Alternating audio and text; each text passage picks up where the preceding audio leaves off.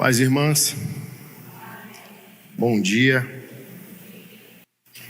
É uma alegria estar compartilhando a palavra do Senhor com vocês e acredito que esse tipo de formato ele é bem interessante para a igreja. Acho que os homens, em evento de homens, precisam levar algumas mulheres para ouvir pela perspectiva delas, e em evento de mulheres, as mulheres precisam também ouvir alguns homens para ampliar. Senão a gente fica com uma visão viciada, engessada. Por isso, a gente vai rodar muito pela Bíblia hoje e eu quero desmistificar a bondade feminina, porque se nós queremos redenção no Senhor, a gente precisa ter uma visão mais ampla das coisas e chamar as coisas pelo nome. E o tema da nossa mensagem é o potencial demoníaco da mulher. Eu estou sendo processado por isso, eu estou escrevendo um livro sobre isso, e tudo se baseia no seguinte fato. E isso é desde o Éden, tá? É desde a queda, narrado em Gênesis capítulo 3, o que a teologia cristã vai chamar de pecado original. O masculino não se discute em seus índices, ok? Não é isso que está em jogo. Ontem foi o dia dos homens. O que está em xeque é como a mulher reage àquilo que o homem deixou de ser, desde a queda no jardim. Então os índices estão aí, da criminalidade masculina, da violência masculina. É fácil de nós chegarmos a uma conclusão sobre quem é mais, socialmente, o agente do mal, o feminino ou o masculino. Então, os índices provam para nós que não é um assunto que a gente está aqui para discutir. Quem está ocupando mais os presídios, homens ou mulheres? Homens ou mulheres? Então, não é isso aqui que está em discussão. O homem é o que é e os índices provam quem é o homem. Quem abandona mais, quem trai mais, quem cometeu o primeiro aborto, que foi o social. Hoje a mulher feminista quer matar a criança no ventre, mas o homem até hoje, depois que a criança nasce, ele aborta. E a minha tese, baseada na compreensão do Evangelho, é: o homem sem Deus se tornou um verdadeiro inferno. Os maiores abusadores não são mulheres, são homens, mesmo que a mulher também abuse. Quem abandona mais o lar, quem trai mais, quem comete mais atrocidades é o masculino, até porque não foi o feminino que Deus providenciou para guardar. Gênesis capítulo 2, verso 14 e 15 diz que Deus estabeleceu o homem no jardim do Éden para protegê-lo e cultivá-lo. Então a fisiologia masculina é superior à feminina por causa desse motivo. O homem foi criado por Deus para morrer primeiro.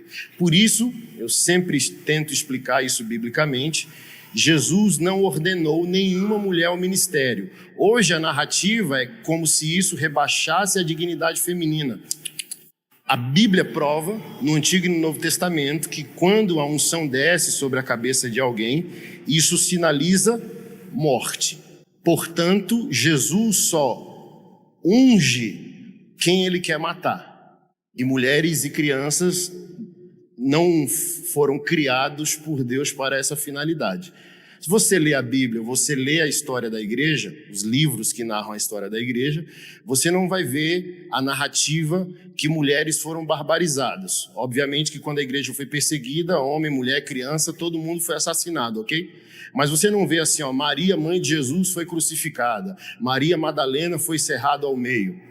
Porque essa não é a finalidade do feminino. Deus não criou o feminino para isso. A mulher é inteligente demais para Deus usar num campo de batalha. Essa que é aquilo que não se percebe. Quando a gente fala que o homem tem uma missão e a mulher o auxilia numa missão, a narrativa é que isso rebaixa a mulher. Mas quem está na missão se sacrifica primeiro, é morto primeiro. Todos os apóstolos, com a exceção de João, foram mortos de maneira bárbara. O próprio apóstolo Paulo foi decapitado. Então, se a mulher quer um posto existencial que o Criador não providenciou, na verdade ela está colocando um alvo nela e decidindo pelo um lugar de morte que o Criador não providenciou. Então assim, Deus cria o homem, dá uma fisiologia superior para que ele proteja, ele guarde, ele desiste disso, por isso ele vira um inferno, ele vira o destruidor daquilo que ele deveria proteger. Ele é apaixonado pela beleza feminina, pelo sexo da mulher. Quando ele consegue, parece que um demônio sai do corpo dele e ele passa a desprezar. É a abordagem sempre que eu faço. Muitas de vocês aqui passaram por isso, antes de Cristo.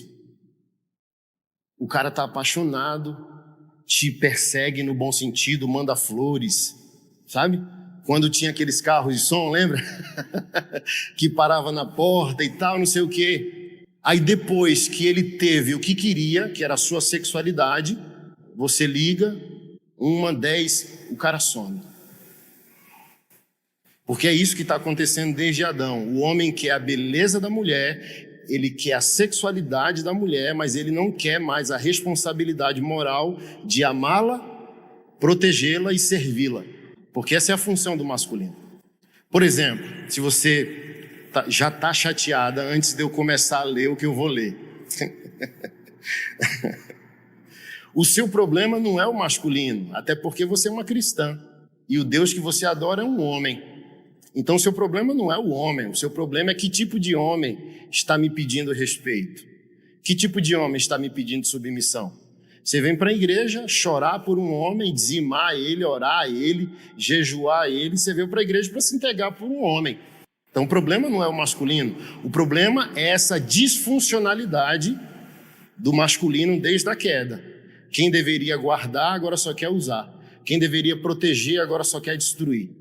E para a gente poder entrar na palavra, deixa eu fechar aqui o entendimento para que você se visualize. O homem sem Deus se tornou um inferno, devorando tudo que ele deveria proteger, ok? Baseado na maldade que o homem pratica, nos índices comprovados aí, né? Você der um Google, feminicídio. Lá em Brasília, só esse ano já está chegando a 40 mulheres que foram mortas. A pergunta que a gente vai fazer nessa manhã é: como a mulher está fugindo do inferno que o homem sem Deus é? Ela está saindo como um ser angelical, perfeito, sem falha, sem coparticipação no ambiente destruidor que ela vivia?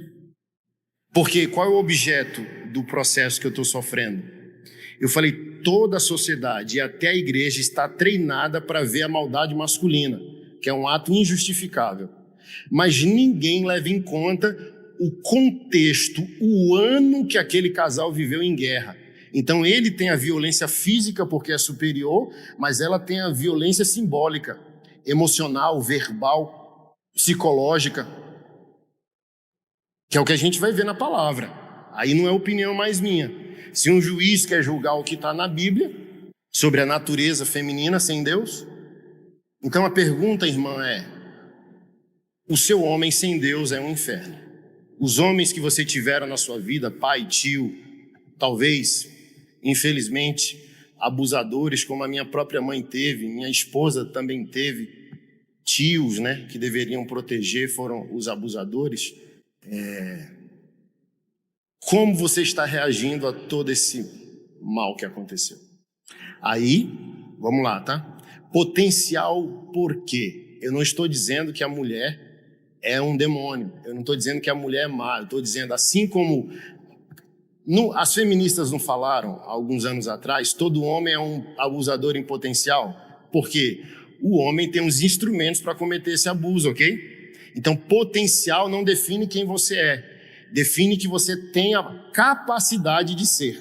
Então, o homem, todo homem, ele tem a violência dentro dele em algum lugar. Se ele não se tornar um homem de Deus, essa violência vai vir para fora. Se ele se tornar um homem de Deus, essa violência é controlada e se torna um propósito de vida. Toda mulher tem uma inteligência, porque ela foi criada como ajudadora. Ela é superior intelectualmente ao homem. Se ela não se rende ao Criador, a inteligência dela vira o quê? Manipulação. Por isso, observe bem, e aqui você vai concordar comigo, o conflito sogra, nora, ele é mundial. Para você encontrar uma sogra madura, libertadora do filho, torcedora da nora, é um achado. Pode soltar fogos e fazer uma comida para ela todo domingo, que essa mulher saiu da média da maioria. Mas a maioria não é uma sogra saudável, é uma sogra adoecida e adoecedora, principalmente se não teve um homem bíblico. Se ela não teve um homem bíblico, ela está faminta de amor, de cuidado, de afeto, de plenitude sexual. Então, qualquer ser humano que não recebe do outro o que deveria receber é um ser humano adoecido, é um ser humano pela metade. Então, essa mãe que é mulher, ela quer que alguém pague a dívida que homens geraram no coração dela. E como ela vai fazer isso? Se apoderando do filho, fazendo do filho um esposo emocional, um marido sem sexo. Então, quando chega a nora, essa mãe, como mulher, entra num campo de batalha para impedir que a nora roube o homem dela. Esse é o meu primeiro argumento para quebrar a pureza inata da mulher. Se a mulher fosse superior moralmente pelo simples fato de ser mulher, porque toda mulher que se torna uma mulher mal amada se torna uma sogra amargurada, impedindo que o filho seja um bom marido, aprisionando ele para ser um bom filho. E pode perceber o que eu sempre repito: todo péssimo marido geralmente é um bom filho. E o que está impedindo ele de ser um marido pleno é que ele dedica exclusivamente seu coração à mãe dele. O sexo dele é da esposa, mas o coração dele é só da mãe. E esse ciclo não para. Segundo argumento: quase toda mulher hoje é feminista. Patriarcado, masculinidade tóxica, não sei o que lá. Gente, as crianças passam mais tempo com quem? Existem professores mais mulheres ou homens? Então, se a criança está em casa, geralmente ele fica mais tempo com quem? Se ele vai para a escola, ele passa mais tempo com quem? Então, o tempo da criança com o masculino é mínimo. Portanto, segundo argumento, as crianças não estão aprendendo machismo com homens. As crianças estão aprendendo machismo com as mulheres, com as mães não amadas, que amarguram, aprisionam o filho, protege o filho numa redoma, ninguém fala alto com o meu tesouro. Se alguém dá uma bronca na escola, ela vai fazer um barraco. Então, ela super protege o filho cresce, e quando ele vai escolher uma mulher para casar, ele não foi treinado para escolher uma mulher a qual ele doará a vida dele. Ele vai escolher uma mãe com sexo. A mãe sem sexo ele já teve, que guardou, protegeu, mimou, dengou e viciou ele em posição fetal. Fez com que ele crescesse e se tornasse o que eu chamo de baby barba. É um bebê no corpo de um homem barbado. Aí agora ele casa. Quando ele casa, prisioneiro emocional da mãe, ele quer uma mulher que cozinhe bem como a mãe, cuide dele como a mãe cuida e dê a ele sexo, ok? Com a mãe, ele fazia barraco no shopping, porque queria o brinquedo. Com a esposa, que não é mãe, como ele vai reagir à frustração? Agredindo ela, xingando ela, traindo ela, enlouquecendo ela. Porque ele quer colo. E esposa não é mãe, esposa é ajudadora. Ela vai entrar, tem dia que a esposa vai entrar em rota de colisão. Essa é a função da ajudadora, não é concordar como a mãe concorda. É honrar, é amar, mas vai ter dias, teu marido está indo para o abismo. E você vai lá, ei, acorde. E a mamãe não. Dependendo da mãe, né? Tem mães raiz, né? Mas uma mãe que não teve o afeto de um marido, vai ficar ali escrava também, sentimental do cuidado do filho, não querendo frustrá-lo, não querendo decepcionar. Então pode perceber, não sei se é o seu caso, se o seu marido é esse homem, ou você conhece homens perto de você que tem essa relação adoecedora, entendeu? Por exemplo, homens que forçam a parceira a ter programação com a mãe todo final de semana. Talvez ela nunca abriu a boca porque não quer problema. Mas pergunte para qualquer mulher em sã consciência, quem que casa e quer viver na casa da sogra todo final de semana? Com raras exceções, só se essa sogra for um grande presente, como eu estou falando aqui. Mas às vezes é imposição do marido. Principalmente assim, mas a minha mãe não tem ninguém, minha mãe não teve marido. Não, a função do filho não é substituir o marido que a mãe não teve. A função de um filho não é lidar com as frustrações relacionais de uma mãe. A mãe tem que amadurecer para entender o seguinte: a minha vida não deu certo em todas as áreas, mas nem por isso eu vou aprisionar meu filho. A verdadeira maternidade, a verdadeira paternidade emancipa, envia.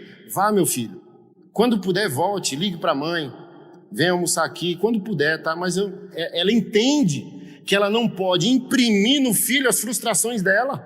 Porque imagina, se ela fizer isso, o filho dela vai ser semelhante ao homem que machucou ela. Mas quando a gente está ferido e não quer respostas concretas, como essa aqui que eu estou dando, direta, a gente prefere viver numa ilusão. Mas perceba, esse segundo argumento como ele é real. O feriado mais lucrativo do país é o aniversário da esposa ou o dia das mães? Por quê? Baseado nisso que eu estou explicando, o Brasil se torna um país onde os homens amam as mães e destroem as mulheres, sem entender que a mulher destruída hoje é a mãe frustrada de amanhã que vai repetir o ciclo. Então, olha só, se você, falando com os homens, é um péssimo marido, você colocou a sua esposa no mesmo lugar de vulnerabilidade que a sua mãe está hoje. Portanto, o seu filho de amanhã vai ter que substituir na sua esposa abandonada por você a figura masculina. Então, vê o ciclo maldito que nunca para. Então, um homem que não é um bom marido está empurrando a esposa para um lugar de fome existencial, fome do coração, e empurrando o filho dele a ser o marido simbólico da mãe. Então, por que Deus ama a família? Porque quando a gente entende a família, respeita a família e pratica a família, a gente imunizou todos nós. Então, que mulher que foi amada por um homem de Deus, um homem bíblico, quer se meter com a vida dos filhos depois que eles casam? Nenhuma. Então, assim, criou 20 anos, criou 30 anos, muita dor de cabeça. Tenho 4 filhos. A gente fala, eu sou um bom pai, quando eles estão com 2 anos. Quando entra na adolescência, aí eu quero ver se, eu sou uma boa mãe, sou um bom pai. Que começa a tomar as escolhas que nos afrontam e afrontam o Senhor. Aí a gente viveu nessa 30 anos, aí eles casam, e a gente quer eles perto? Vai embora, viu? Só ligue se pegar fogo. Quero ficar com a casa vazia e sua mãe aqui. Por quê? Vamos lá, tá? Para eu ir para o terceiro argumento. Quando a Bíblia narra que Deus mandou Abraão ir, sai da tua terra e da tua parentela, você percebe que não foi mãe, pai, sogro, sogra, só foi ele, a esposa, as concubinas pelo tempo de poligamia e os filhos e um primo intruso que deu um problema lá na frente. Ou seja, depois do casamento, a família que você tinha não é mais família, é parentela. É Bíblia. E por que está dando tudo errado no mundo, na igreja e nas nossas famílias? Porque a gente está desobedecendo a Bíblia, querendo que a Bíblia nos frutifique. Então, se a Bíblia diz em Gênesis capítulo 2, diz em Efésios capítulo 5, que o homem tem que deixar o pai e a mãe, unir-se à sua mulher e os dois se tornarem uma só carne, como a gente acha que vai dar certo se a gente está fazendo o contrário? Se não há nenhum versículo que o homem se torne uma só carne com a mãe dele, com o pai dele, com o filho dele. A relação mais profunda do ser humano que Deus criou foi o casamento. Por incrível que pareça, você sai biologicamente de sua mãe, mas a unidade espiritual com a sua esposa, com o seu marido, é mais profundo que a maternidade, é mais profundo que a paternidade. Por quê? Toda família tem um líder, toda família tem um cabeça. Então o seu filho casa, Quem é o cabeça da sua família? O seu marido. Se você não tem marido, você, ok? Seu filho casa. Se todo organismo, todo corpo vivo só tem uma cabeça, chamar tudo de família é uma anomalia, porque tem várias cabeças. Então, por exemplo, se é tudo família, é por isso que a sogra intervém na vida do filho, desrespeita a nora, muda móveis de lugar, diz como ela tem que cozinhar, mete o bedelho na criação dos filhos. Porque ninguém está compreendendo que cada corpo tem uma cabeça só. E um corpo com mais de uma cabeça é uma anomalia. Você, se você já enviou seus filhos, você é mãe dele na sua casa. Você é mãe dele fora da casa dele. Na casa dele ele não é seu filho. Na casa dele ele é um marido. Na casa dele ele é um pai. Na casa dele ele é um homem de Deus. Na casa dele ele é um rei. Na casa dele ele é um profeta. Só na sua casa ele é seu filho. Só na sua casa ele é um príncipe, onde você é a rainha. Mas na casa dele ele é o rei. E você é visita. Então imagina se a sogra respeitasse isso. O filho voa e ele vai se tornar um bom marido. Essa é a alegria de uma mãe, principalmente se ela não teve uma vida que a deixasse feliz. Fiz um bom trabalho. Nem tudo para mim deu certo, mas para os meus filhos deram. Pode voar, meu filho. Dito isso, eu vou para o terceiro argumento. Se o feminismo está dizendo para toda a sociedade que a mulher é moralmente superior ao homem pelo simples fato de ser mulher, que é isso que está acontecendo, né? Tipo assim, teve um assassinato na casa tal. Qual o quadro mental que já vem? O marido matando a mulher, sim ou não? A gente não pensa o oposto. Teve um adultério na família Silva. Automaticamente a gente pensa num adúltero e não pensa numa adúltera. Então, o feminismo inocentou socialmente a mulher em tudo. A mulher é inocente mesmo você provando que ela não é. Por exemplo, todas as mulheres assassinas do Brasil que ficaram famosas ganharam série na Netflix. A que esquartejou o marido. Então, século XXI é um tempo onde a mulher é moralmente superior por ser mulher. Então assim, mal só o homem, mal sempre o homem. Então o homem é culpado até que se prove o contrário. A mulher é inocente mesmo que se prove. Por quê? Mesmo provando que a mulher é culpada, todo mundo vai dizer o quê? Ela teve um motivo. Pode cavar, ela teve um motivo. Ela não é má porque é má. Ela é má porque provocaram ela. Então, olha só, o feminismo está dizendo que a doutrina cristã do pecado original aplica-se só ao homem, não se aplica à mulher. Então, Paulo lá em Romanos, capítulo 3, capítulo 6, todos pecaram e destituídos estão da glória de Deus. Todos, não está escrito só o homem, todos pecaram. Então, o homem é pecador, o homem é mau, a mulher também é pecadora e a mulher é má. Qual é a diferença? Os males são praticados de maneiras diferentes. O mal do homem é um mal visível, um mal físico. A mulher não, é o mal dos bastidores. Por exemplo, você vai ver um homem fazendo o mal. Provavelmente, pela inteligência da mulher, você nunca vai ver uma mulher fazendo o mal.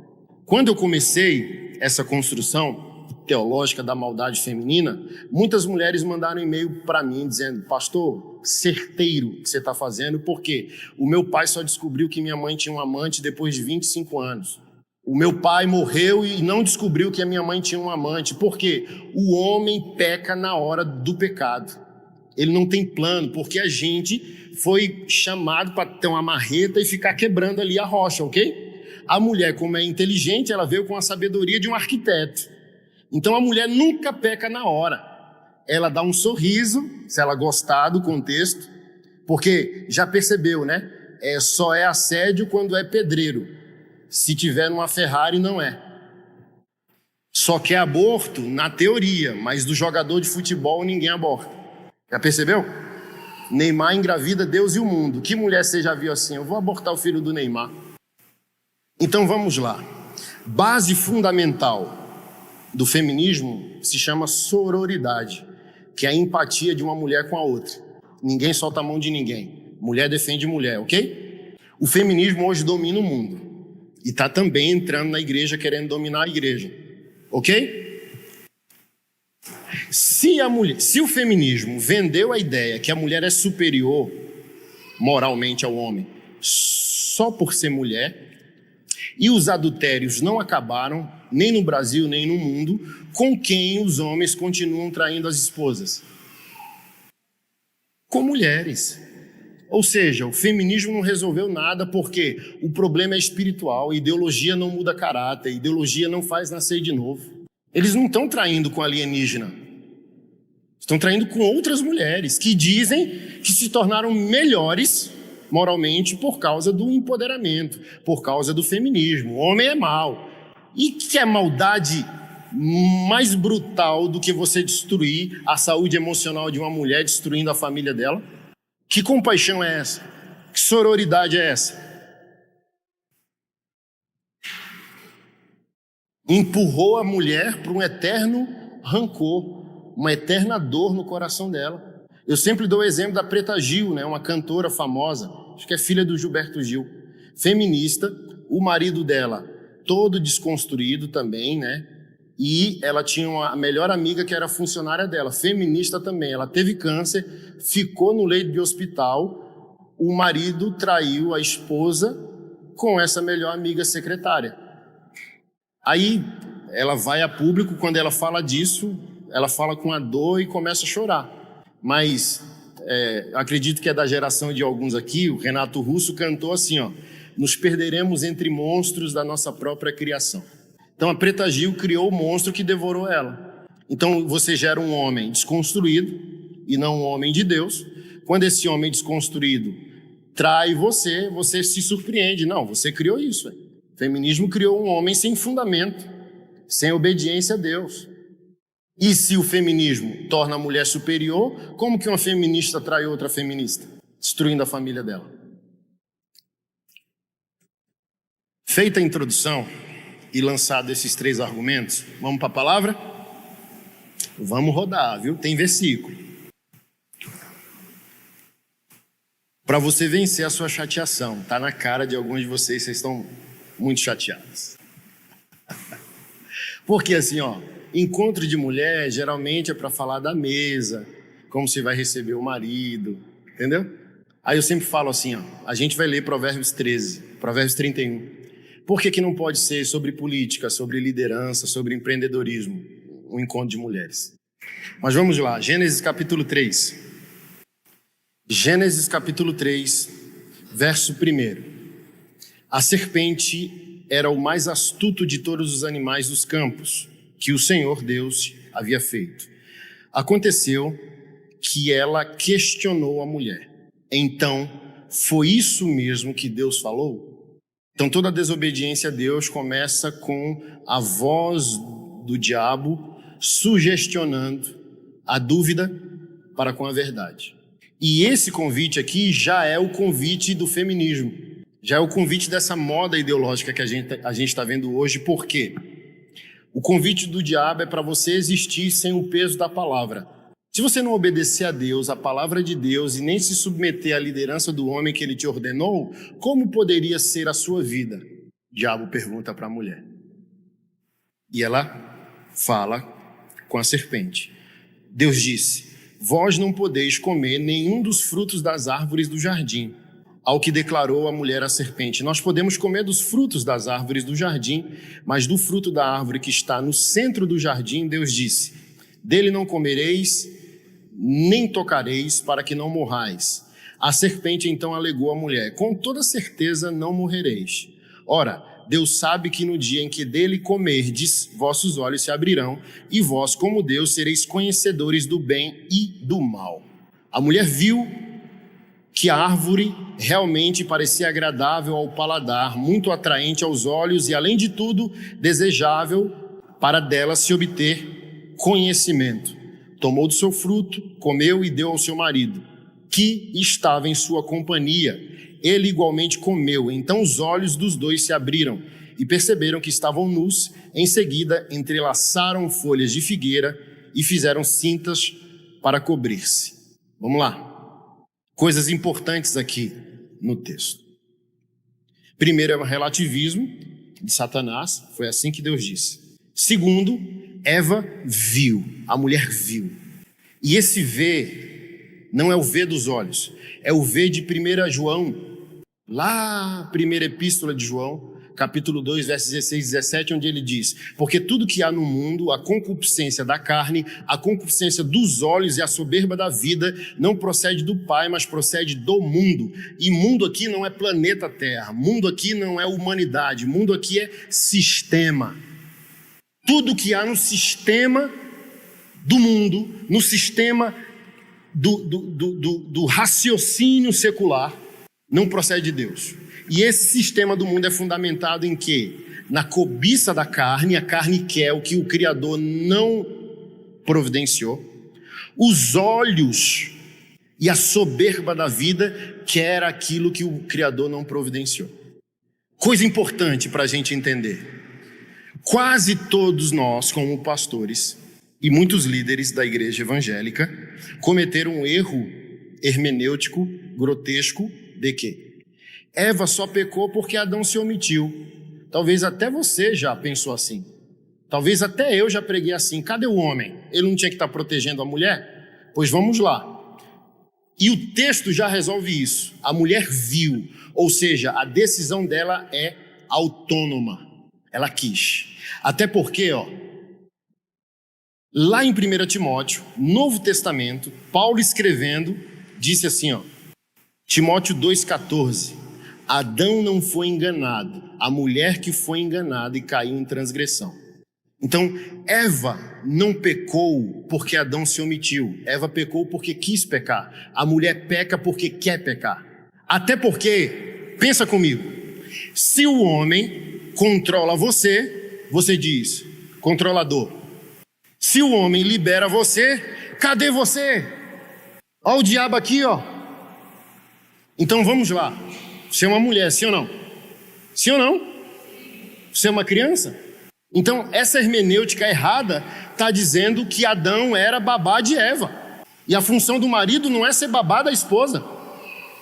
Eva pecou porque quis e não porque o marido vigiou. Ela não é uma criança. Eu vigio meus filhos.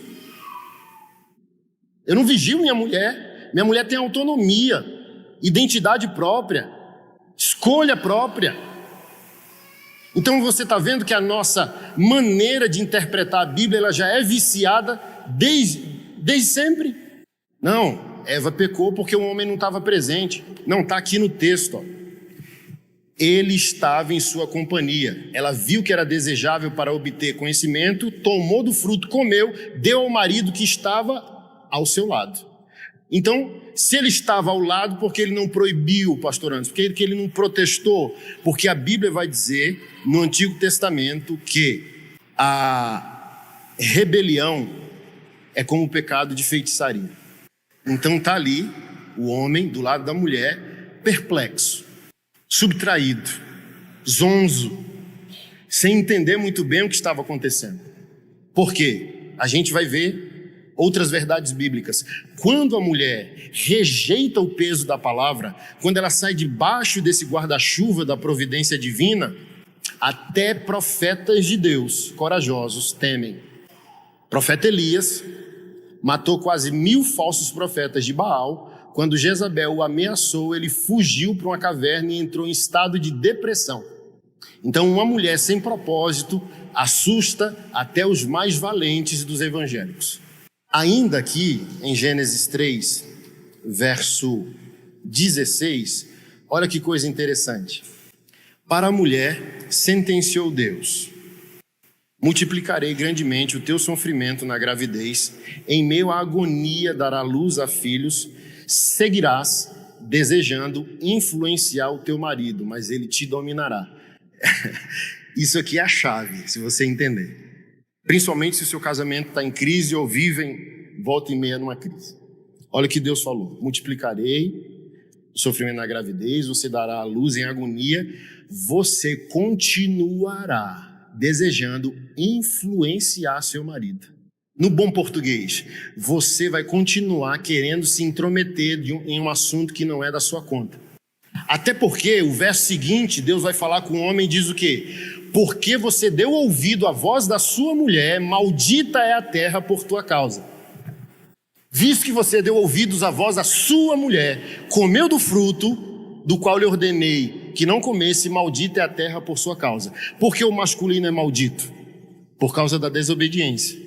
E por que a desobediência? Porque ele ouviu a mulher. A sociedade vai chamar isso aqui de machismo, a gente chama isso aqui de evangelho, de autorresponsabilidade. Para a gente cooperar com Deus, para resgatar o homem, a mulher tem que ser consciente e madura e pagar o boleto dela. O homem paga o boleto dele, mas a mulher tem que pagar o seu boleto. O que isso significa para nós hoje? Se o homem, ele foi devolvido à sua posição diante de Deus, a mulher não pode intervir com a opinião se Deus já falou. Foi isso aqui que aconteceu. Não é que o homem não escuta a mulher, tem que ouvir a mulher, ok? Mas se Deus já falou, não importa nem o que a mulher, nem o que o próprio homem pensa sobre o assunto, Deus já falou. Então o marido crente, ele busca o auxílio da esposa quando Deus não fala. Aí ela vem com a sabedoria, ela vem com a superioridade intelectual. Mas se Deus já falou, ela não pode usar dessa sabedoria como manipulação, para chantagear, para tomar vantagem, porque pode acabar nisso aqui. A conclusão pode ser isso aqui. Então olha só, o que é continuar desejando influenciar o marido? As irmãs evangélicas até aceitam a doutrina da submissão, desde que elas continuem sendo o pescoço que controla a cabeça. Marido, não, meu marido é o cabeça lá de casa, ela levanta o moral dele. Não, ele é um homem de Deus. Mas aqui, do que adianta ser cabeça? Então, irmã, as mulheres também querem o que o Criador não providenciou. As mulheres também querem controle, poder. Vamos lá. Por que os pecados hoje familiares, os pecados femininos? A mulher com o sentimento que perdeu o controle. A mulher quer, por causa da inteligência dela, tudo sob controle. Mas o mundo não tem controle, o pecado está aí desorganizando tudo. Não tem como você controlar seu marido, não tem como você controlar seus filhos, não tem como você controlar a vida. Isso só vai aumentar a ferida. Você não é chamada para ter controle, você é chamada para obedecer a Deus. E a partir dessa obediência, Deus te ajudar a resolver as coisas. Como que você vai controlar o indomável? O masculino é indomável, as crianças são indomáveis. A louça vai sujar amanhã de novo. Aí a mulher entra num estado de profunda irritação porque acabou de limpar e acabaram de sujar de novo. E eu sempre tento cooperar com as irmãs, muda a perspectiva, conversa com a mãe que perdeu um filho e ela urra de vez em quando nas vigílias, introspectiva, doendo, porque o antinatural aconteceu. O que é natural? O filho enterrar a mãe. Aí aconteceu o oposto, a mãe enterrou o filho. Conversa com essa mãe se ela não queria de novo aquela bagunça, aquela louça suja, aquele caos, aquela gritaria. Então qual é a mudança de foco? Agradecer que você tem um marido que leva comida para casa, que você tem filhos saudáveis que comem e sujam a louça. Então só tem louça suja porque tem comida. Então que tal agradecer ao invés de reclamar? Que barulho! Eles estão vivos, cheios de hormônio. Compra um tapa-ouvido, um fone, alguma coisa. Porque também nós entendemos, né? Cada fase é única. A gente irrita, mas diz, ai, como eu gostava daquela outra fase, daquele momento, daquele outro momento. Então tá lá, a mulher sábia pode sentar no sofá com o marido, assistir algo, mas ela começa uma crise porque a pia está suja. Aí eu converso com a minha esposa. Tem um método de lavar agora e não sujar de novo? Não. Então por que você está irritada? Por que você não senta aqui para assistir? Amanhã vai estar sujo de novo. Não vai? Vai. Então bota um sorriso no rosto e senta aqui e vamos assistir. Por que começar uma briga?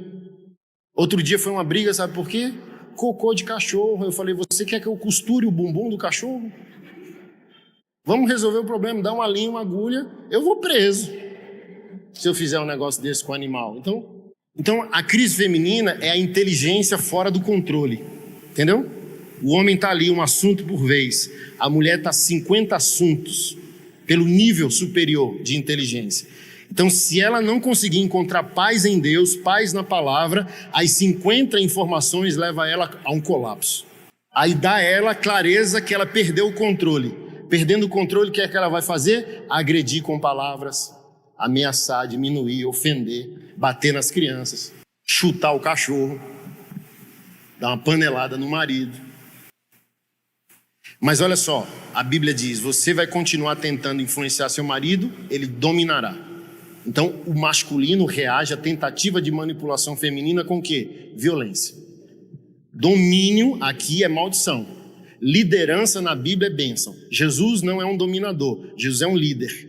E um líder lidera pelo exemplo. Ele disse, o maior entre nós é aquele que serve. Então você quer um marido servo? Você quer homens servos ao seu lado se você é solteira? Não seja uma mulher manipuladora.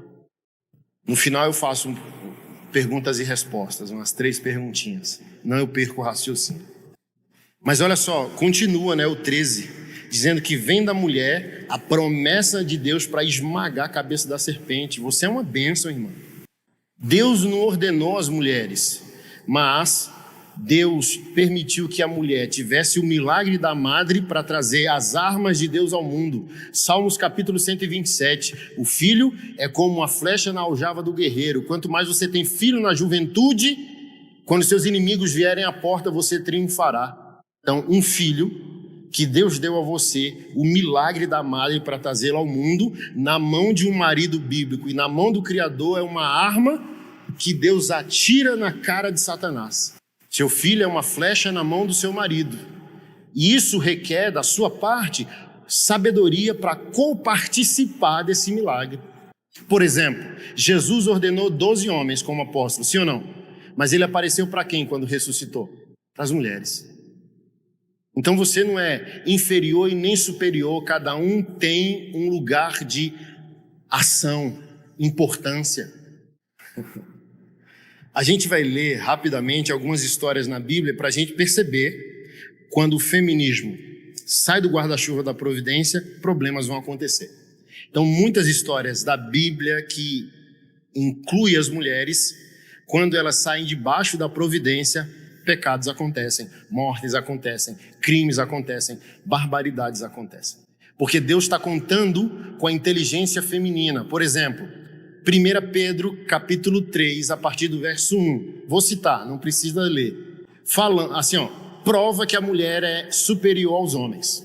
Está lá assim, irmãs, se o vosso marido não responde à fé, em outras versões, se o vosso marido não responde à palavra de Deus, que ele seja salvo por vós, sem palavra alguma, só através do vosso proceder. Bíblia. Ai meu Deus, estou cansada, meu marido, pastor, vamos orar, vamos jejuar, vamos não sei o quê. Não. A Bíblia mandou você calar. Hoje, século 21, isso aqui é uma barbaridade que eu estou falando. O quê? A mulher tem que ficar calada e não entende o evangelho, gente, porque as coisas espirituais são discernidas no espírito e não no problema, e não na experiência pessoal. A Bíblia não está dizendo que a mulher tem que calar para os desmandos do marido. A Bíblia está dizendo que a mulher se cala diante do Criador, dando ao Criador a autoridade para enfrentar os problemas dela. Então, seu marido é o seu problema? Sim. Se cale em mim e eu compro sua briga. Então não é o silêncio para o problema, não é o silêncio para o marido, não é o silêncio para o caos daquela casa. É um silêncio em adoração, é um silêncio para Deus. Então vamos lá. Por que a mulher pode salvar o marido calada? Porque ela é extremamente inteligente. E se é extremamente inteligente, pode ser extremamente estratégica. Saber o que fala, quando fala, de maneira sábia, ponderada, que não vai ser um gatilho à ira do marido. Porque você tem o Espírito Santo como parceiro, né? Você aceitou isso, a estratégia vem dele. E já está comprovado cientificamente que um homem fala por dia menos de 15 mil palavras. E uma mulher fala por dia mais de 30 mil palavras, mais do dobro do que um homem fala. E a Bíblia diz que onde há multidões de palavras, não há exclusão de pecado. Ou seja, quanto mais a gente fala, mais a gente peca. Então a sabedoria do Espírito Santo dizendo à mulher, mulher, você quer resultados efetivos, bíblicos, espirituais, cristocêntricos? Quero, Senhor. Aprenda a se calar em mim. Porque naturalmente, pela sua inteligência, você fala mais. E você tem que aprender a falar menos para que as suas palavras sejam caras. assertivas. Por exemplo, gente que fala muito, você não tem prazer de ouvir. Oh, pessoa que irrita, meu Deus, tem uma opinião sobre tudo, a irmã se intromete, aí você sai. Mas alguém que é mais calado, quando fala, você se ajeita na cadeira para ouvir. Por quê? É caro. De tanto que a pessoa não fala muito, quando a pessoa toma a palavra, você fala, pode preparar que vem um trovão da parte de Jeová aí. Vem pérola, vem coisa para alinhar a nossa vida. Agora, gente que fala pelo cotovelo, a gente nem dá crédito. Então, por exemplo, você recebe esse marido problemático com a sabedoria diaconal ou com gritaria? Cobranças, ameaças e reclamações. Porque a linguagem relacional, a linguagem de amor é diferente de homem para mulher. Mulher mais sensível, ser de gentileza, carinho, amor, lembrança de data, ser surpreendida com um jantar, com uma viagem, com um voucher para um dia de beleza. O homem só quer respeito e uma mesa posta. Não precisa de muito, não. O homem só precisa entender que ele é estimado, que ele é respeitado, que ele é considerado, valorizam o que ele está fazendo. Se você não louva seu marido pelo que ele já consegue, não adianta cobrá-lo por aquilo que você gostaria que ele conseguisse. Porque ele só vai conseguir se alguém reconhecer o que ele já faz. Então você quer que seu marido ganhe 8 salários mínimos, agradeça pelos 2 que ele já consegue. Aí ele vai se sentir um leão para ir para a selva caçar. Agora, se você só ameaça, xinga, recebe com panelada, esquece. Você acabou de matar. Se ele está morto, você botou a tampa do caixão. Olha só quem pode ser a mulher potencialmente.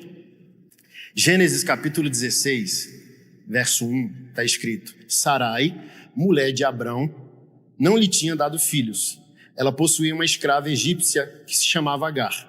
Um dia Sarai disse a Abraão: já que o Senhor Deus não me deixa ter filhos, tenha relações sexuais com a minha serva.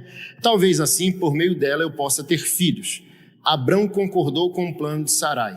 E assim, ela lhe deu Agar para ser concubina. Isso aconteceu quando já fazia 10 anos que Abrão estava morando em Canaã. Abrão teve relações com Agar e ela ficou grávida. Quando descobriu que estava grávida, Agar começou a olhar com desprezo para Sarai, sua senhora.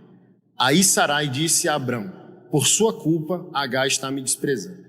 Então, a história que antecede essa é Deus aparecendo para Abraão, fazendo-lhe a promessa, dizendo que por meio de um filho viria uma descendência incontável como as estrelas do céu e as areias do mar. Abraão tinha 75 anos, Isaac só veio nascer depois de 25 anos, quando ele tinha 100. Então, o homem ouve essa perplexidade da parte do Senhor, ele entra em colapso, mas ele diz: Deus falou. Quando ele chega para a esposa e diz: Deus disse isso aqui, pela inteligência ela vasculha todas as possibilidades desse milagre acontecer. Aí ela não vê nenhum. Quando a inteligência sai da providência divina, a mulher quer ajudar Deus a produzir um milagre. Deus precisa de você para produzir um milagre? Ele é capaz de produzir um milagre sozinho? Então, quando a sua inteligência se desvia da obediência ao Senhor, você vai tentar ajudar o Senhor. Não estou vendo um meio de um filho nascer. Já sei. Marido, tá vendo a minha funcionária doméstica ali? Aquela que a gente contratou tem 8 meses? Tô. Então já sei como Deus vai cumprir a promessa. É a mesma coisa de: meu filho, minha filha, te darei um carro. Aí no outro dia tu vai na concessionária e financia. Aí você chega na igreja: varoa, conseguiu o carro, né? Não, Deus me deu. Não tem presente com um carnê de 60 meses, irmã. Se Deus falou que vai te abençoar com um carro, espere Ele abençoar. Se Ele dissesse assim: filha, vá financiar e eu vou te ajudar a pagar a prestação, é uma coisa. Mas se Deus disse claro: eu vou te dar um carro, então disse claro para Abraão: eu vou te dar um filho. Aí a esposa desvia a inteligência dela, sai da obediência e chega para o marido com essa excelente ideia do marido transar com a funcionária. Irmã, o marido tem que ser muito crente para repreender a ideia da esposa. Então assim, 98% dos homens crentes vai dizer: nunca passou pela minha cabeça, mas amém. Aí vai lá Abrão e se relaciona com Agar. E ela fica grávida. Então olha só, como a mulher não é superior ao homem. Agar era menina de interior, que nem ousava levantar a cabeça, toda tímida, obediente à sua senhora. Amém, sim senhora. A senhora precisa de mais alguma coisa? Agora ela está grávida de um varão. Então a menina tímida está aqui, ó. Olha o potencial demoníaco da mulher. Mas o potencial demoníaco também se aplica a Sarai, que teve a ideia, convenceu o marido transa com a funcionária. Quando a funcionária se volta contra a esposa chega e diz o quê? É por sua culpa que ela está me desprezando. A ideia foi de quem? Como que é culpa do marido? Então você está vendo pela Bíblia que a inteligência feminina pode se perder facilmente, e a gente começa a culpar o masculino. O problema foi criado pelo feminino, e desde sempre o mundo está treinado a culpar o masculino, inocentando a responsabilidade da mulher. Obviamente que um marido crente, se fosse eu dizia: está repreendido, mulher. Eu te repreendo com essa ideia, está amarrado para longe de mim. Você quer me botar em maus lençóis, porque toda vez que você ajudar a Deus a produzir um milagre, vai nascer Ismael, e Ismael não é o filho da promessa. Deus não precisa de ajuda. Deus é especialista. Deus não precisa de ajuda. Deus é especialista em milagres. Em Gênesis capítulo 35, verso 17, está escrito: e enquanto padecia tentando dar luz, Raquel aqui no caso, a parteira a encorajou: não temas, um filho saudável terás. No momento em que estava prestes a deixar esta vida, porque estava morrendo, deu ao seu filho o nome de Benoni. Entretanto, Jacó o chamou de Benjamim. Assim morreu Raquel e foi sepultada no caminho de Efrata, que em nossos dias se chama Belém. Lá em Gênesis, no contexto de 1, 2 e 3, Deus cria todas as coisas, se chama o homem para dar nome. Quem dá nome não é o feminino, quem dá nome é o masculino, por isso que o mundo é uma desgraça. Quem está dando nome ao mundo? O homem. Se o homem está sem Deus, o mundo é uma desgraça. Então, quando o homem volta para Deus, ele começa a dar um nome abençoador. Aí as coisas começam a mudar. Família muda, igreja muda, sociedade muda, país muda. Então, Deus não deu à mulher a missão de dar nome a nada que Deus criou. Por quê? A mulher, em sua inteligência, quando a inteligência sai da providência, a mulher enxerga mais emocionalmente a circunstância do que o quadro inteiro. E o homem é mais cartesiano, mais metódico, uma coisa por vez, como eu sempre explico. 50 na cabeça da mulher, no homem só um. Tem suas vantagens e desvantagens. Mas olha só, Raquel quer imprimir no filho o momento dela, porque a análise, às vezes, da inteligência feminina, ela é emocional. E a análise do homem, quando ele está bem, quando ele está equilibrado em Deus, ela é moral, espiritual, de médio e longo prazo. Por isso que homem e mulher unido é um time. Porque um tem uma coisa, o outro tem outra. Um tem um dom, o outro tem outro dom. Então olha só, Raquel, baseado na dor, na aflição da gravidez, da gestação e do parto e da sua aparente morte, ela imprime no filho dela o momento que ela está vivendo. O nome dele é Benoni, que no hebraico vai significar filho da minha dor ou filho da minha aflição. Então imagina a vida do menino. A professora: Anderson, José, Francisco, filho da minha aflição, está presente? Filho da minha dor, você está aqui?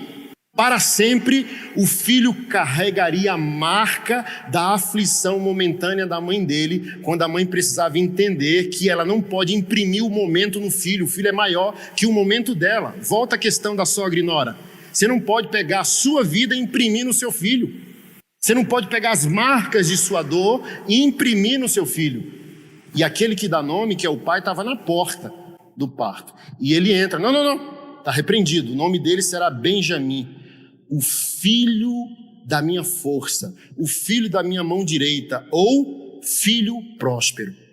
Olha que diferença. A mãe queria filho da minha dor, presente, e o pai, filho próspero, presente, filho da minha força, presente, filho da minha mão direita.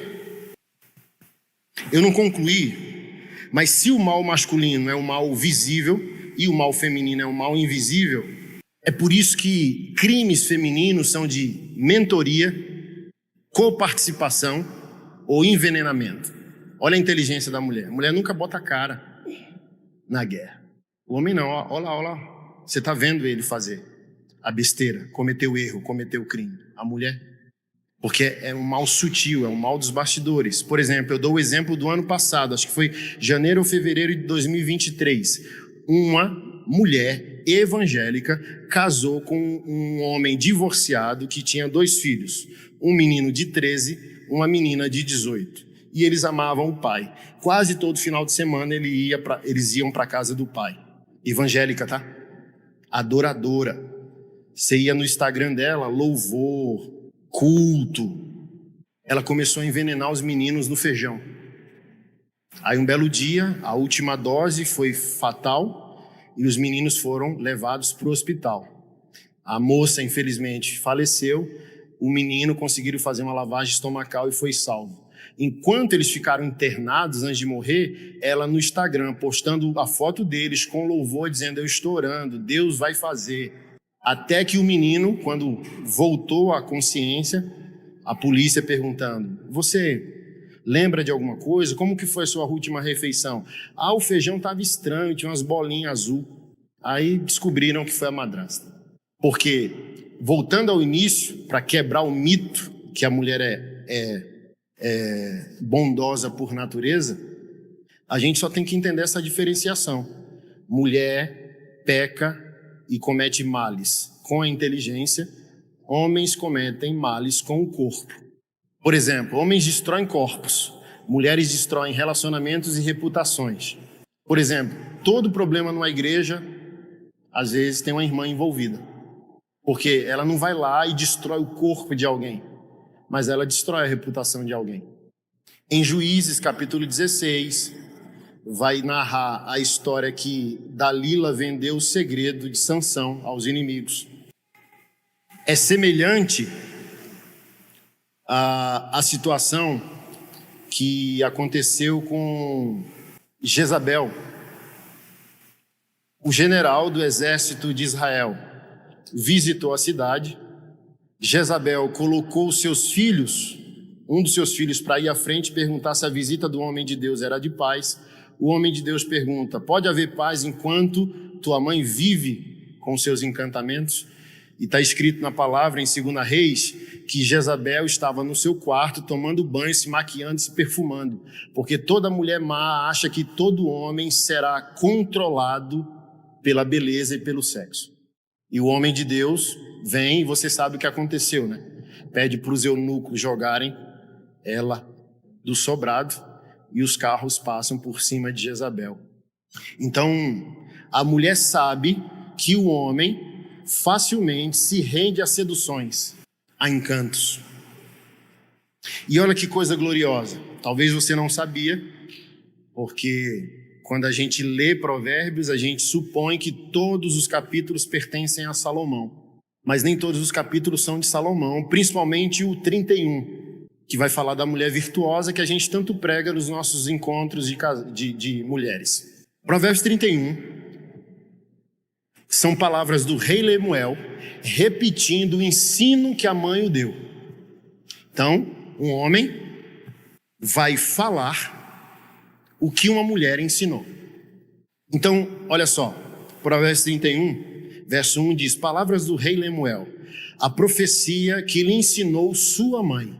Então, olha que mãe sábia que eu falei, entendeu? Minha vida deu errado, mas eu envio o meu filho. Como filho meu, e como filho do meu ventre, e como filho dos meus votos. Verso 3, não deis às mulheres a tua força, nem os teus caminhos às que destrói os reis. Uma mulher está dizendo que a mulher, fora do propósito de Deus, existe para destruir a força dos homens. Existe um outro tipo de mulher má, a que destrói reis. O que é isso? A que destrói propósitos. Por exemplo, Provérbios capítulo 7, capítulo 6, vai falar da mulher imoral. E está lá: a mulher imoral está em busca de vida preciosa, Às vezes a mulher sem Deus vê um homem que é casado, vê um homem até que é pastor, e ela tem prazer na sedução para a destruição de um propósito. É como se existissem mulheres que vibram com um propósito acabando, porque todo divórcio é a morte de um ministério, é a morte de um propósito, é a morte da cidade. Todo pecado da nossa vida é um pecado que vai tocar a nossa cidade, porque todo cristão é um ser social, trabalha, se relaciona, estuda. Então, se acontece um pecado no nosso casamento, não é só no nosso casamento, porque vai tocar as famílias envolvidas, as crianças envolvidas, as pessoas que pecaram. E, por exemplo, a gente vai para as outras instituições, as outras relações, a partir do dano que o pecado causou na nossa família. Então, uma mulher está dizendo, tome cuidado, porque a mulher sem propósito existe para drenar a sua força. Não entregue sua força a uma mulher. Seja homem, não peça à mulher permissão para isso. E cuidado, porque existe um nível superior de mulher má, a que destrói o propósito. Porque vamos lá, perguntaram para mim certa vez, e eu respondi num podcast. Pastor Anderson, o que você acha? Meu marido trabalha muito, e às vezes trabalha viajando, e eu estou cobrando muito ele que ele está ausente. Baseado na opinião da mãe do rei Lemuel, eu respondo a esse homem: seja homem, não peça permissão à sua mulher, porque ela estaria reclamando se vocês estivessem passando fome. Ela estaria reclamando se as contas estivessem atrasadas e o nome de vocês estivesse no SPC Serasa. Então, hoje o seu pão está longe, seja um homem e traga o pão para casa. Você vai concordar comigo como mulher. A coisa que mais irrita uma mulher é ver um homem sentado num sofá. Estou mentindo? Você está trabalhando muito. Se ele trabalhar pouco, você vai reclamar, irmã. Então cubra a nudez do seu marido. Não, porque os meninos estão reclamando. Dava certo no passado, Por que não pode dar certo hoje? Conversa com as nossas avós, ou com as mães que o casamento deu certo, que o marido era homem mesmo, sabe? E qual era a função do homem na época dos nossos avós e alguns dos nossos pais? Sair de casa para trazer o sustento e ser recebido com respeito e honra em uma mesa posta e acabar a noite namorando à luz de vela. Por isso 5, 10, 15, 30 filhos, não tinha Netflix na época, nem internet, e deu tudo certo. Vê hoje assim, minha avó e tal, às vezes se deu algum para bandido, deu algum errado, com raras funcionava, porque a mulher queria ser feminina, honrando o marido, e o marido queria ser masculino, provendo a família. Aí hoje a gente, igualdade de papéis, empoderamento e tal, e a mulher está colhendo, né? Eu sempre digo assim, feminista dos 20 aos 40, depois solteirona, frustrada. Então é melhor ter um homem trabalhador do que ter homem nenhum. É melhor ter um homem trabalhador do que um homem preguiçoso, sugando você. Hoje o feminismo atrapalhou tantas mulheres que a maioria das mulheres está, de fato, próspera, mas se ela está solteira, ela vai trazer um homem parasita que sabe que ela prosperou. Aí ele pergunta, por que eu vou trabalhar? Eu preguei, acho que foi em março desse ano, nos Estados Unidos. Eu descobri um contexto lá entre as mulheres negras que eu fiquei assustado. A mulher negra lá é uma mulher poderosa, independente. O que aconteceu? Os homens entenderam que as mulheres cresceram, então ela cresceu, mas ela continua feminina. Ela quer um homem, certo? Mas mudou tanto a sociedade nessa cidade que eu fui, Estados Unidos, que o cara se submete a essa mulher e ela dá para ele um carro, um telefone e liga para ele quando ela quer namorar e ele vai para a casa dela e namora. Aí, por exemplo, eu preguei na igreja de um pastor que é negro, a esposa é branca e ela tem um salão de beleza nos Estados Unidos. Aí um belo dia ele foi visitar lá, e o salão cheio, daquelas negona, sabe, americana, afro, cabelo tal. E ele foi lá, oi meu amor, beijou e tal. E as mulheres assim, que é isso aí? Meu marido. Teu marido? Tu tem marido? Essa cidade aqui tem homem ainda? Marido? É marido. E é crente. Crente? E é fiel, hein? Não me trai, não. Mulher, me conta esse negócio, me conta esse babado aí. Olha só. Não, eu tô aí com um ficante que eu pago a conta do celular dele todo mês. E quando eu quero namorar, eu ligo para ele. Porque, vamos lá, você pode e deve crescer muito na sua profissão. Ganhar muito dinheiro. Mas você continua mulher, sim ou não? e a mulher foi criada para se encaixar num abraço de um homem que a ama. Não vem com essa. Você pode ser policial com a pistola na cintura, você pode ser juíza federal, entendeu? Você passar e baixarem a cabeça quando você passa. Mas quando acaba seu turno de trabalho, há um espaço no seu coração, criado pelo seu Criador, para se encaixar com o coração de um homem que te ama. Então hoje a independência da mulher tá, não precisa de homem para quê? Vai falar isso com 30, mas deixa os 50 chegar. Minha esposa atendeu uma senhora advogada, senhora não, no ápice da vida dela, 56 anos, enxutona, advogada, daquelas assim que você olha e você... Aquela mulher forte, entendeu? Ela chorando com a minha esposa, perguntando, será que Deus ainda tem um homem para cuidar de mim? E aqui nesse mesmo Provérbios 31, está escrito, mulher virtuosa, quem a achará? Uma mulher está fazendo essa pergunta. Ou seja, é mais ou menos com um verso aqui em Provérbios que diz que aquele que achou uma esposa, achou uma dádiva do Senhor. Não está escrito achou uma mulher, porque ser mulher não significa ser esposa. Aquele que acha uma esposa. Então, a esposa está num nível maior do que uma mulher. A esposa é aquela que entendeu um propósito de vida. Então, quem vai achar essa mulher virtuosa? Quando a mulher é virtuosa, diz, o homem que a encontra recebeu a bondade do Senhor. Aí, por exemplo, em Provérbios 31, está escrito que essa mulher virtuosa acorda, seus filhos e o seu marido a louva. O coração dele confia nela.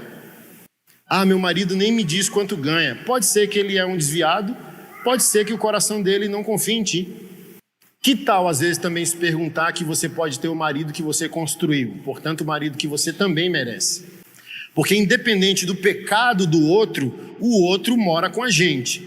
E morando com a gente é o próximo mais próximo de nós. Minha esposa é o próximo mais próximo de mim. Sim ou não? O pecado dela é só dela. Mas se eu sou de Deus, um homem de Deus, amo a Deus, como a minha vida não influencia o próximo mais próximo de mim que dorme na minha cama? Então, se eu estou casado há 17 anos e eu vou falar para você que eu não tenho uma mulher boa, eu também tenho que aceitar que eu não sou um homem bom. Porque 17 anos também eu construí parte do que ela é. Então, se ela não é uma boa mulher, eu não sou um bom homem. Então, eu tenho, de alguma maneira, também a mulher que eu mereço. De alguma maneira, você também tem o marido que você merece, o irmão que você merece, o pastor que você merece, porque ele está reagindo à sua feminilidade. E se a sua feminilidade ela não for bíblica, ela for assustadora, você só aumenta o problema, você não resolve nada. Uma irmã uma vez foi no meu Instagram dizendo, dá 6 horas, 7, meu marido não está voltando para casa, ele sai do trabalho e ele vai para o bar. Baseado nisso que eu disse, antes de criticar insistentemente seu marido, se pergunte que tipo de mulher, que tipo de esposa, que tipo de serva de Deus você foi até hoje, porque você é coparticipante daquilo que ele é. Então, se o seu marido é um homem mau, um homem desobediente a Deus, é por isso que ele está no bar, amém? Mas uma mulher madura vai perguntar o seguinte, se ele não é um homem mau, se ele tem temor do Senhor, se ele tem um coração quebrantado, por que ele não quer voltar para mim 6 horas, quer ir para o bar? Eu vou ajudar você, tá? Um teólogo católico chamado Chesterton disse, o homem na porta de um bordel está à procura de Deus. Baseado nisso, eu não tenho nenhum receio de concluir que a mesa de um bar é uma busca por comunhão, koinonia, pertencimento. Porque a mesa do bar é um lugar de iguais, é um lugar de desgraça, mas é um lugar de desgraçados iguais. Ninguém é superior a ninguém. Ali eles são desgraçados nivelados. E a Bíblia diz em Gênesis 2:24 que o homem e a mulher estavam nus e não se envergonhavam. Ou seja, Deus criou o casamento para um lugar de nudez literal e nudez da alma. Para a mulher ser o que ela é e o homem protegê-la, guardá-la. O homem ser o que ele é e a mulher, ao invés de censurar, cobrir, proteger. Como eu dei o exemplo do trabalho, Os filhos estão reclamando da ausência do pai. Protege a nudez do marido, explica por que ele tem que viajar. É igual um pastor. A esposa, né? Não, você está ausente, está se dedicando à igreja, os nossos meninos estão sentindo falta. Explica por quê. Não dá para dizer que um obreiro dedicado é um mau pai, gente. Ele é viciado em droga, ele é um adúltero, ele tem amante, ele é um bêbado, ele é um traficante. Não, ele está perdido na obra, então ele está bem perdido. Então que tal mudar a perspectiva? Ampliar a visão do seu filho, às vezes porque o pai não vai estar presente.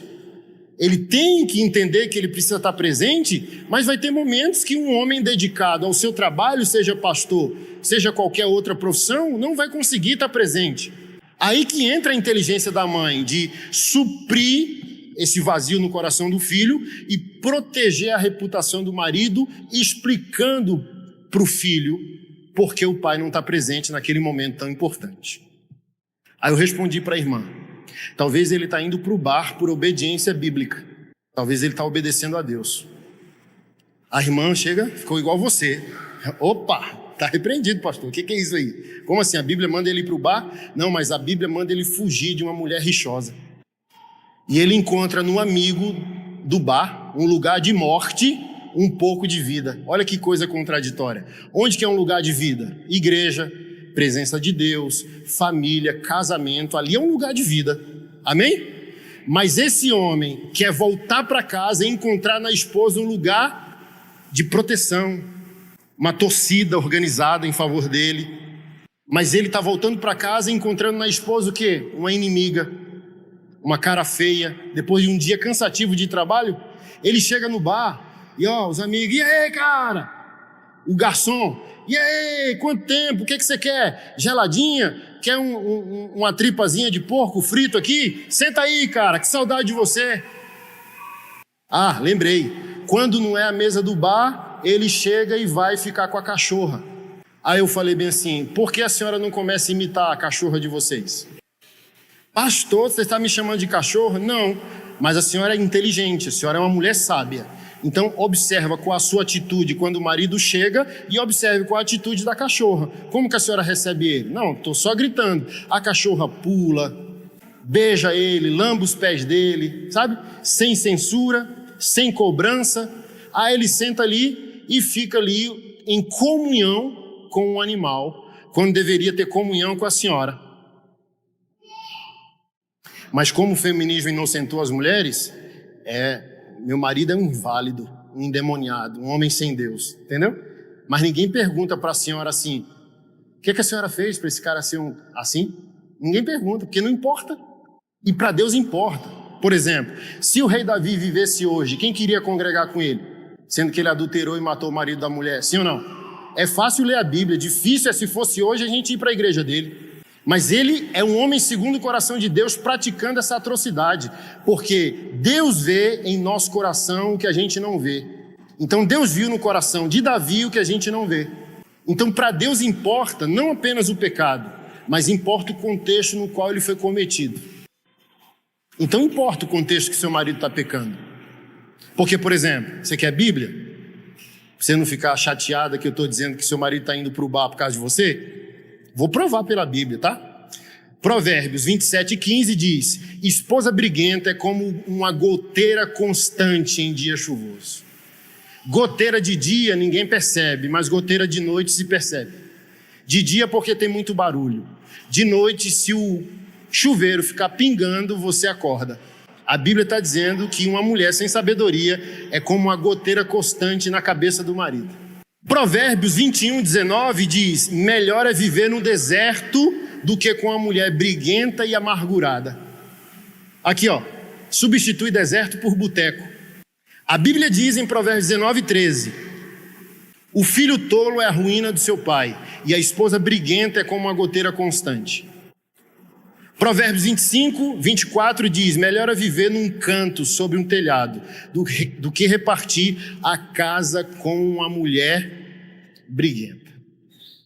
Provérbios capítulo 12, verso 4 diz: a mulher exemplar é a coroa do seu marido, mas a de comportamento vergonhoso é como câncer em seus ossos. Foi isso aqui que aconteceu com Adão, câncer nos ossos. Se ele estava do lado e Eva fez o que fez, a atitude dela entrou. Por exemplo, todo marido crente passou por isso, eu passo por isso. Quando a nossa mulher sai da bênção, ela nos adoece por dentro. A gente sente uma fraqueza interna quando a gente é exposto.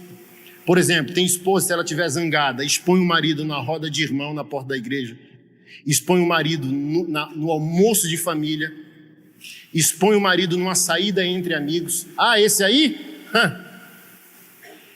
Aí entra assim, ó, nos enfraquece por dentro, como se fosse uma criptonita com super-homem.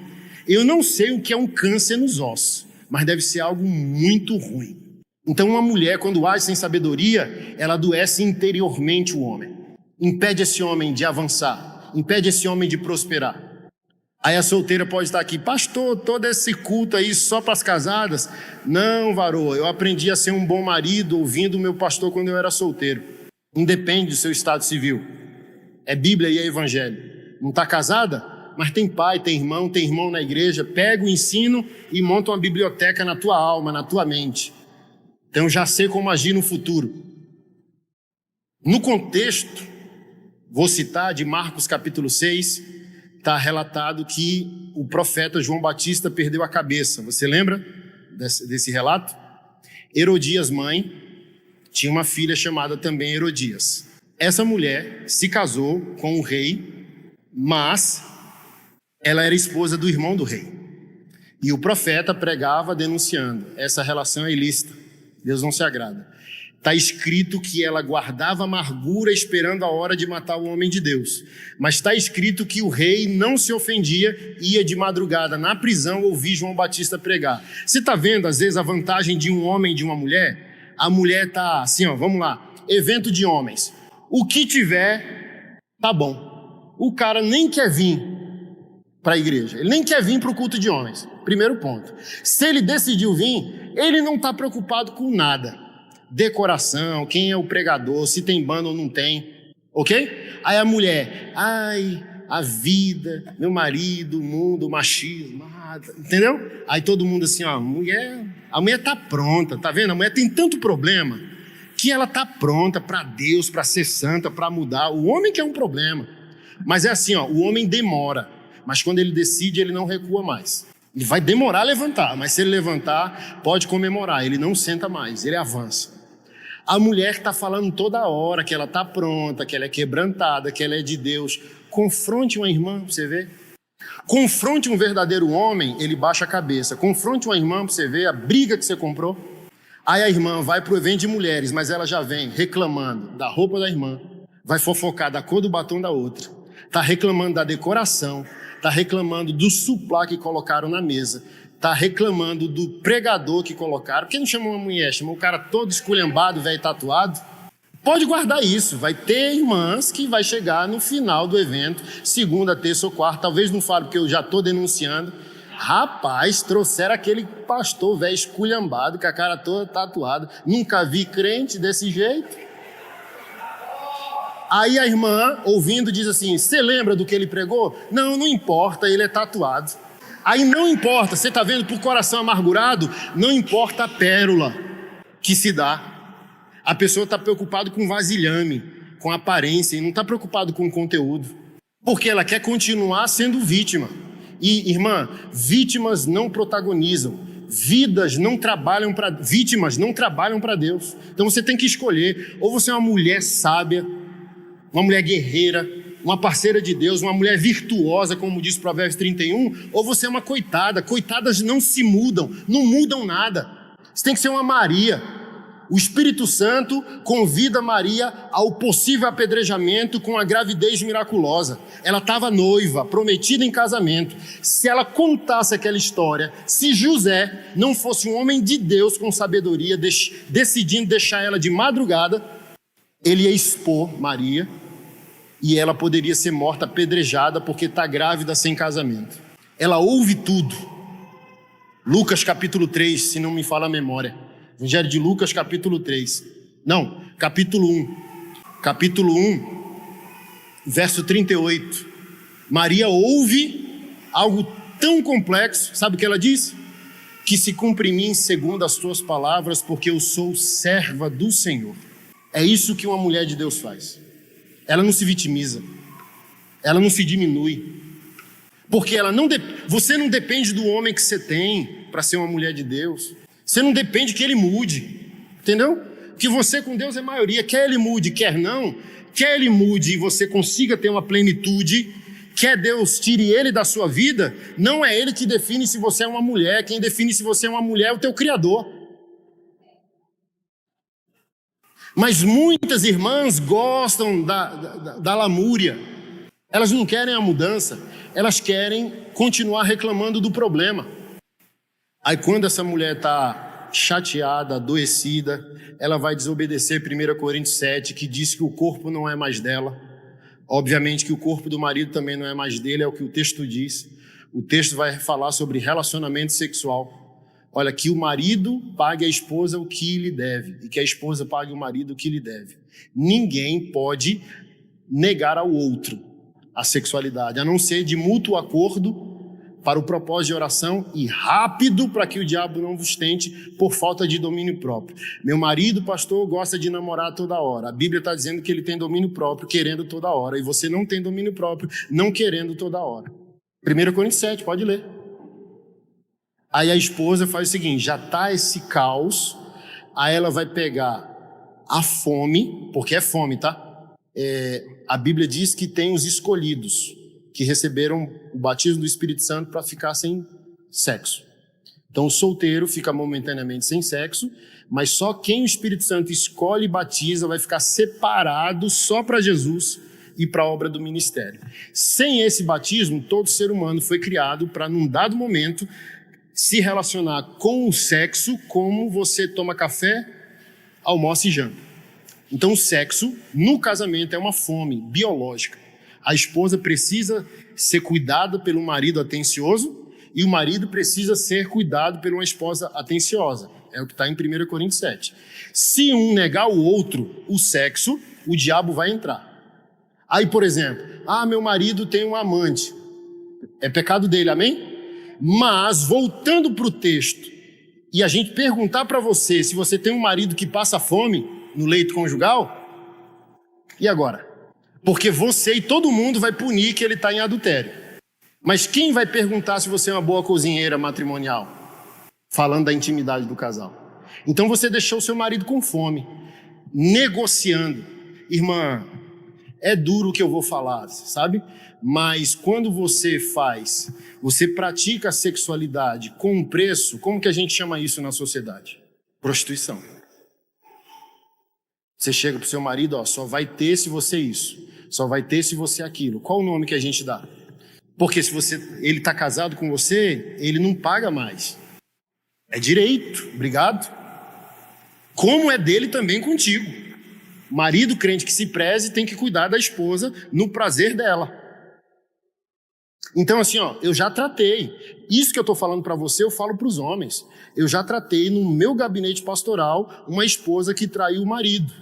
Na sala do apartamento, no sofá do apartamento. E eu ouvi tudo, ouvi todas as partes, e depois juntei os dois e disse para o marido, olha, o pecado é da sua esposa, a responsabilidade moral é dela, e a responsabilidade espiritual também é dela, ela pecou contra Deus, antes de pecar contra você. Mas, eu ouvi ela disse que está casada há 10 anos e nunca teve prazer sexual com você. Veio um estranho, entrou na sala do apartamento que você comprou e entregou para sua esposa o que você roubou dela durante 10 anos.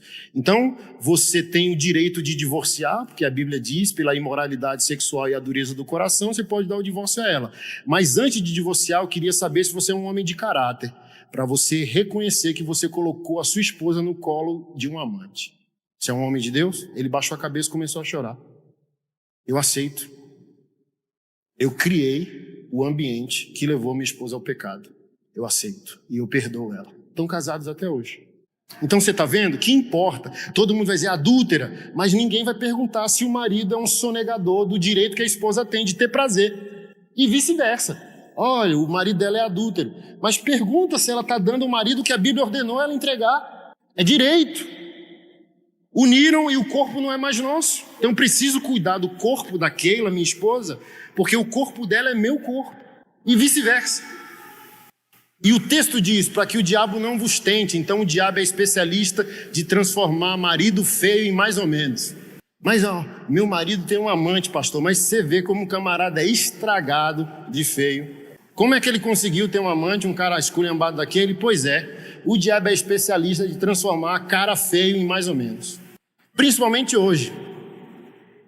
Antigamente as mulheres, não, tem que ter caráter, ser um bom filho, ser trabalhador. Hoje as irmãs que estão solteiras perguntam, tem dente?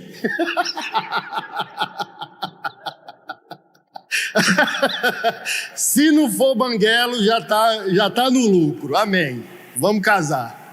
As irmãs hoje estão cobrando menos, entendeu? Aí seu marido é um homem bom, trabalhador, sabe? Foi para academia, tá com fome. Jezabel foi lá, sabendo que ele tá com fome, ó. O marido que é mais feio ficou mais ou menos. Por quê? A mulher quer o quê? Segurança. Aí seu marido não é lá o Brad Pitt da vida, mas às vezes tem um bom físico, a mulher quer proteção, fala, aquele cara vai me proteger. É trabalhador, a mulher olha e diz, não, vai me prover financeiramente. Está aqui, irmã? Eu vim de Brasília para te chatear, né? Mas agora eu encerro a chateação, tá bom? É o último versículo que a gente vai ler. E é na Bíblia católica. Na Bíblia protestante, a nossa, que tem 66 livros, não tem o que a gente chama de apócrifos, que são os livros que ficaram fora da Bíblia protestante, mas estão na Bíblia católica. E lá na Bíblia católica tem um livro chamado Eclesiástico. Na protestante tem Eclesiastes, na católica tem Eclesiástico. E está escrito um negócio que me assombrou.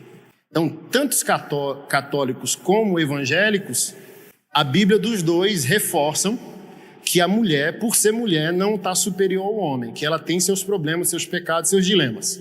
E ela precisa obedecer a Deus como qualquer outra. Olha o que está escrito lá, Eclesiástico, capítulo 25, verso 17. A tristeza do coração é uma ferida universal, mas a maldade feminina é uma malícia consumada. Toda chaga não, porém a chaga do coração. Toda malícia não, porém a malícia da mulher. Toda vingança não, porém a vingança que nos causam os adversários. Toda vingança não, porém a dos nossos inimigos. Não há veneno pior que os da serpente. Não há cólera que vença a cólera da mulher. É melhor viver com um leão ou com um dragão que morar com a mulher maldosa.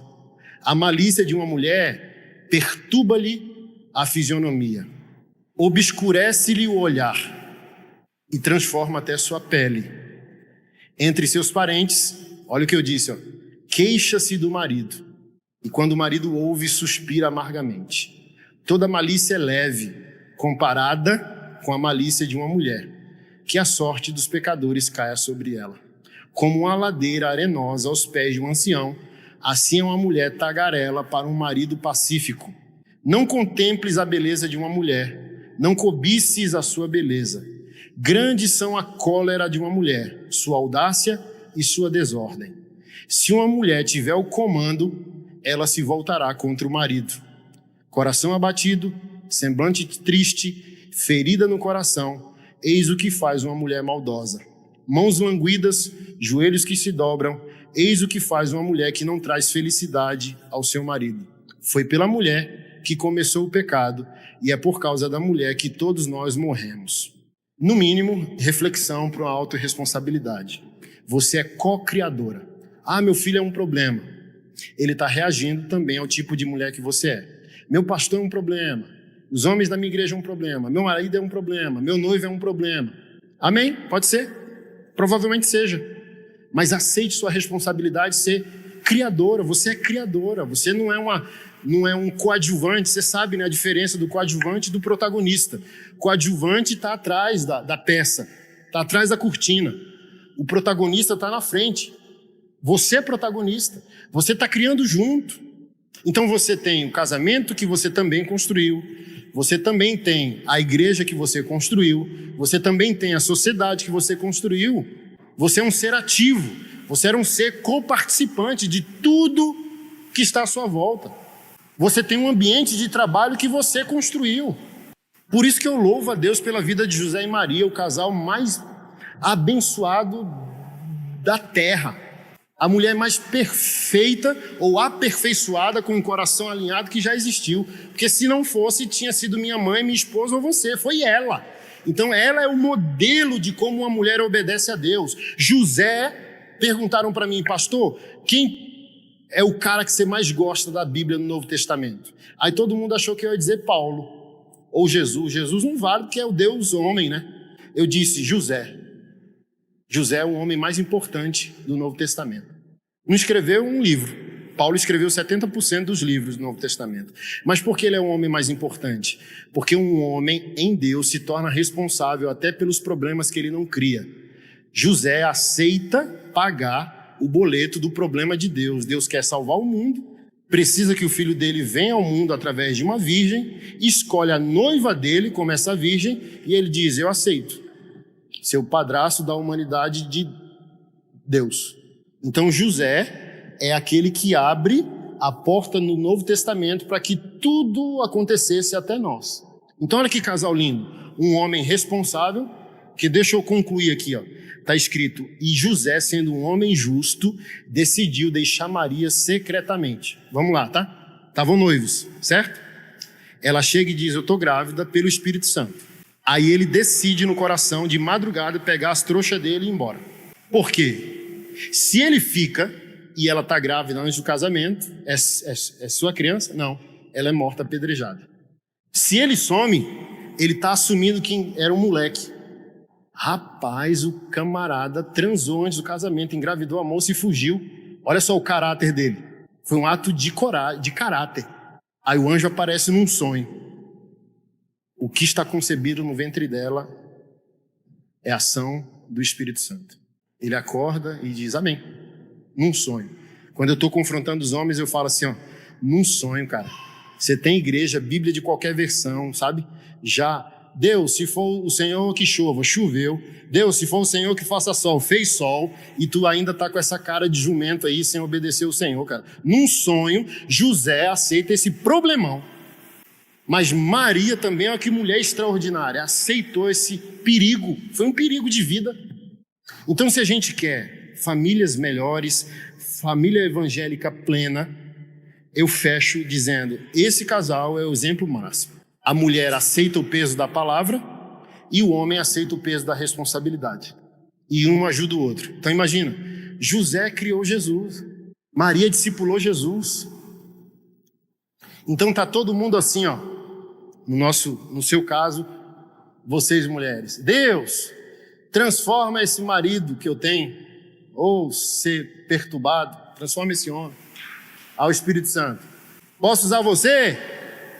Não, pode não. Falei para isso eles ontem. Senhor, transforma a mulher que eu tenho. Posso usar você? Não, não pode. Com a mulher também não é diferente. Você quer um marido melhor, sem que o Senhor te use. Você quer que uma luz entre pela janela do seu quarto, ilumine a cabeça do seu marido, e ele acorda aleluiado, acorda assim, aleluia, sou um novo homem. Não vai acontecer. E como que eu vou ter um marido melhor do meu lado? Aproveitando todos os dias as pequenas oportunidades que o Senhor te deu de você criar um ambiente para o seu marido ser melhor. Para eles ontem eu falei assim, como que eu vou ser um marido melhor? Todo dia tem uma pilha de louça para você lavar e conquistar o coração da sua mulher. Todo dia tem uma fralda, se você tem bebê, para trocar. Todo dia ela também está cansada, quer ela trabalhe fora ou dentro. Aí olha que ato heróico, ela se sentiria protegida se você pegar na mão dela e dizer, vai dormir, vá-se embora, se tranque no quarto que eu vou ficar com esses meninos aqui. Ela vai ali, tocada, mexida, meu Deus, eu tenho um amigo, eu tenho um parceiro. Imagina, não, meu bem, já pedi a comida, já pedi a pizza, cozinha não, você está cansada. Então eu falei, todo dia tu, homem, tem essa chance. Mas você, mulher, também todo dia tem a chance de, recuar, calar, ter problemas, mas agir com mais sabedoria e não jogar tudo de uma vez só. Entender que não tem louça lavada para sempre, como eu disse, e não criar uma briga porque, sabe, as coisas estão fora do controle. Então, todo dia temos pequenas oportunidades de sabedoria, pequenos milagres. Mas o que nós queremos? Grandes milagres. Você quer um marido transformado. mas você não quer esse grande milagre através de um acúmulo de pequenos milagres. Jesus Cristo diz que quem destrói a vinha, a raposona ou a raposinha? Então, o que muda tudo não é o grande milagre, porque talvez ele nunca chegue. Talvez o grande milagre é um acúmulo de pequenos milagres, pequenas gentilezas, pequenas concessões. Quando a esposa... Porque eu escrevi um livro, saiu do estoque já, chama Redenção Familiar. Lá eu explico, quem entender primeiro morre. Quem entendeu o que eu estou pregando hoje pela manhã e ontem para os homens? Quem entendeu primeiro? O marido. Então você morre primeiro. E você cria um ambiente para a sua mulher ir. Foi a mulher que entendeu, ela morre primeiro. Então quem morrer primeiro tem que ceder. E criar um ambiente para o outro também ceder. Então vira uma guerra de pequena gentileza. O marido cede, a esposa fica impactada, ela também vai ceder. Um ato gentil, entendeu? Ele entendeu o cansaço dela, botou ela para dormir e ficou com os meninos. No outro dia tem café na mesa, certeza. Porque já acorda revigorada, grata, aleluiada, sabe? Aí ele, vale a pena. Aí ele naquele dia já vai fazer outro ato de gentileza que vai incentivar ela a ter outro ato de gentileza e os pequenos milagres vão formar um grande milagre. Mas está todo mundo querendo grandes milagres sem ser a ferramenta que Deus pode usar. O teu problema, irmã, dorme na tua cama. É o próximo mais próximo, é o inimigo mais próximo. Tá lá assim, ó.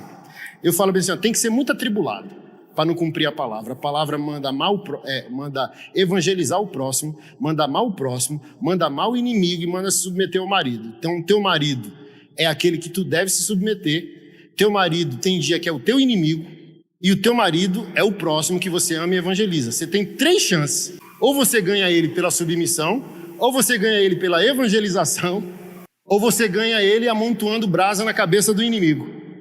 Então, se você não conseguir, o problema não está só com ele, não. Está com você também. Aleluia. Fica de pé, vamos orar.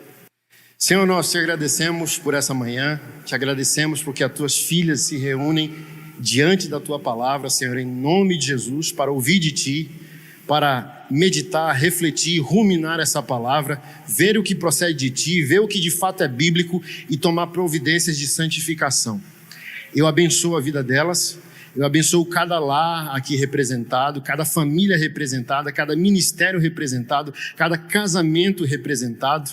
Eu abençoo toda a família e parentela das minhas irmãs. Se elas estão enfrentando problemas, Senhor, em casa, nós oramos para que o poder da Tua palavra e do Teu Espírito visite essas situações e o Teu nome seja glorificado acima de tudo e de todos. Em nome de Jesus, esperamos em Ti, descansamos em Ti e que testemunhos possam surgir a partir da obediência à Tua palavra, hoje com elas e ontem com os nossos irmãos aqui. Em nome de Jesus é a nossa oração. Amém.